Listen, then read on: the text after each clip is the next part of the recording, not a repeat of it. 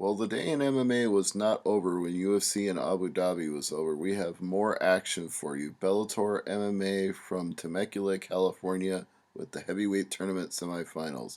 But let's go over these prelim results first. Rodney Wallace beat Carlos Eduardo in a light heavyweight bout 29-28 and 30-27 times 2.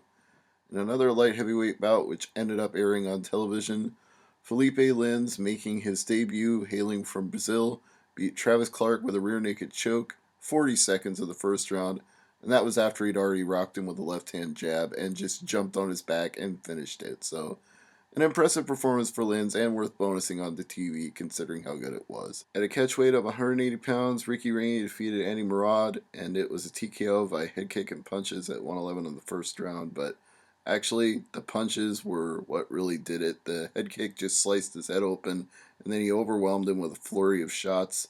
And he was stumbling around as referee Jason Herzog went in to stop the fight and kind of fell into him. So this was the right call. So, good fight to get bonused on the television. Hats off to Rainey. Why was it a catchweight of 180 pounds, though? Who knows? At Bantamweight, Emerson defeated Joe Taimanglo. Unanimous decision, 29-28, 30-27 times 2. In a welterweight bout, I'm kind of surprised didn't get bonused on the TV. Karo the Heat Parisyan knocked out Keslar 4:05 of the second round. Wish I had seen this one on Spike.com, but I was away from my computer at the time. At middleweight, Halsey defeated Joe Pacheco. This one was shown, but only in highlight clips.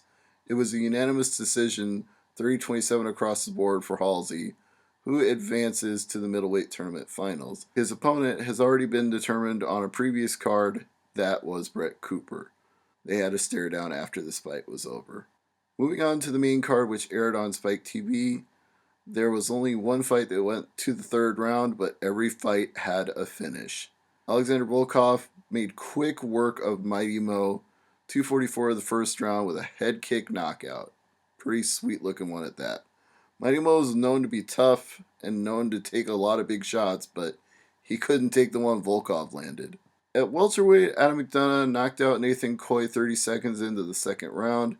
It was kind of brutal because Coy was already hurt late in the first round and managed to survive, but he was in big trouble. The minute between rounds didn't help him recover.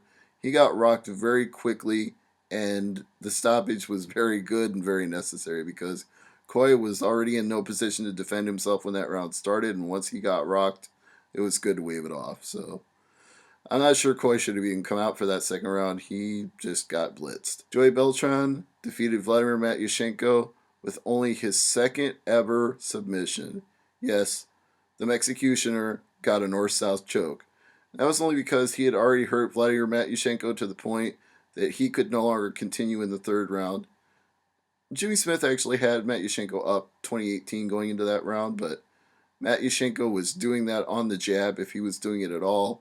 And I thought the first round was actually a toss-up. I'm not sure I would have given that to Matyushenko, maybe the second.